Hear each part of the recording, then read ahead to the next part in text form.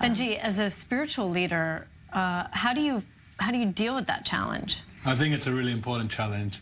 But at the same time, I think that the temples are a symptom. The cause was baseless hatred. And I think baseless hatred is just as relevant today than ever before. You know, and I think that, you know, when you look, unfortunately, around the type of rhetoric that's happening around elections in Israel, we look at some of the infighting that's happening between Jews around the world, and even between different, you know, parts of humanity. This is a serious, serious problem, I would argue, more relevant today than ever before. And I think that we need to stop, we need to reflect, and we need to say, how are we building that one step at a time? Not rebuilding the temple in a physical sense, but rebuilding those fractured relationships and rebuilding that fractured world around us. We are hearing messages, even in the political campaign here in Israel. Instead of baseless hatred, we should have, you know, baseless love for one another. And we're not too far out of some very difficult nationwide protests by Ethiopian Jews, for example, who say they're being discriminated against by Israelis. So perhaps this is a kind of relevant issue, even though it's tied to such an old historic event. Absolutely, I agree that it's a relevant issue, and it's definitely our moral society and the values of our society are crucial for the future, for the survival of our society, and that's true. That was true in ancient times. It's true whether you believe that there's a divine hand involved or whether it's just natural consequences of our behavior. It's absolutely crucial for our survival. But another interesting angle, the way to look at Tisha B'Av is to remember that the end of the era of the temple, the end of sacrifices, and again, although we mourn the destruction and the deaths of the time, it actually opened up a whole new way of being Jewish, right? We went from priests to scholars to Torah, where the center of our Jewish life is not the temple anymore. It's not sacrifices. It's actually learning. It's actually the values. It's the morals, going back to the baseless hatred versus baseless love. And I think we should be grateful, yes, even on the day of mourning, to understand that we need to be grateful. We need to recognize that that destruction put us on a path towards renaissance of Jewish life, towards the renewal to the kind of Jewish life that we all live today. Right, where we are known as the people of the book, right, Benji? Yeah. I mean, this was a direct consequence of not being able to do sacrifices, in a sense, weaning the Jewish people off of some of those rituals that were around in the ancient world that didn't really mesh, we could say, with the idea of a monotheistic God. Look, at the end of the day, you know, that is the greatness of the Jewish people, that, you know, in the face of probability, we've held on to possibility. And we've managed to succeed. And I think, just as you said, you know, the destruction of the temple, you know, as terrible and devastating as that was for the Jewish people at the time, it led to us reappropriating that Judaism and allowing us to be relevant and meaningful outside of the temple.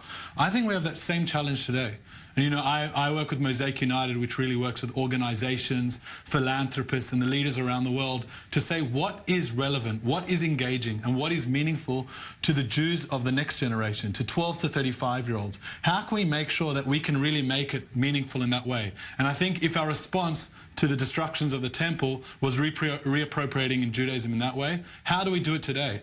How do we say what is relevant to these people and make sure it really is there? So if Torah study was very much there and reflection was, which is critical and important, maybe today it's about volunteering. Maybe today it's about chesed. Maybe it's today about giving to other people. Tolerance.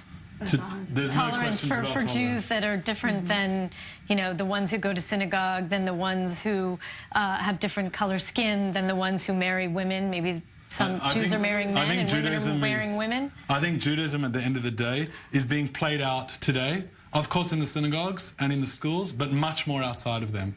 And we need to bring Judaism outside of the home and outside of the synagogues to where people are and meet them where they are today. You know, you talk about tolerance, and I think that people think that you need to fight fire with fire, and we see bad rhetoric and we see bad rhetoric back.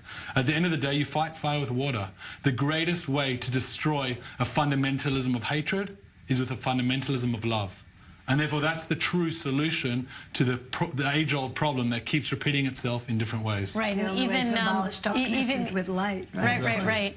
Even the metaphors there, right? Water is one of the ways that the Torah is described.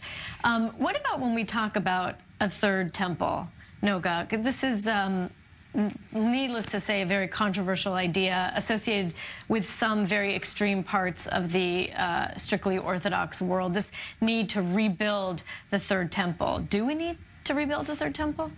Well, I think what was Benji was saying, is it even permitted in Jewish law? Not in a physical, right? Not in a physical sense. And I think that the decentralization of Judaism is really what saved us. And I think the Third Temple, in a metaphoric sense, in an era to bring in an era of peace and an era of justice. And these are the things. When we talk about baseless hatred, you ask a person, no one's going to say, "I hate."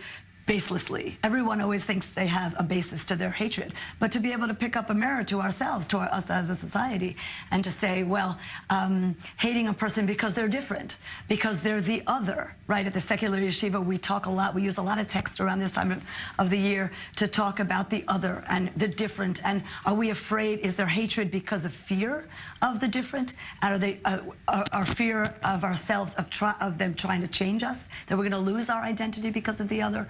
So I think all these are important discussions that could bring in a new era of talking about Judaism and talking about Jewish life today in Israel. And Benji, let's talk about what are some of the rituals on this holiday.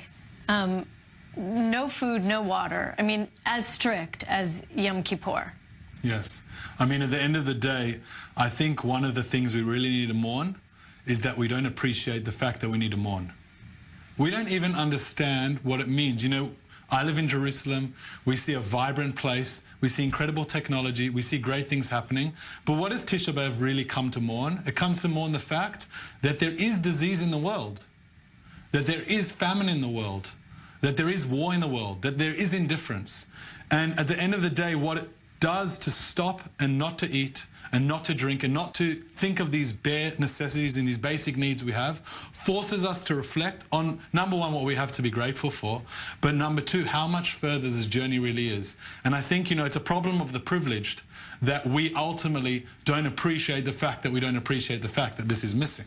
Right. But at the same time, the only way to resensitize ourselves is to by ultimately giving ourselves the sensitivity to what that means. Right. And that's what all these different practices do. Not to eat, not to drink, to think twice about how we greet people, about how we work. We're meant to change on that day, because if we can't change on that day, how can we change throughout the year?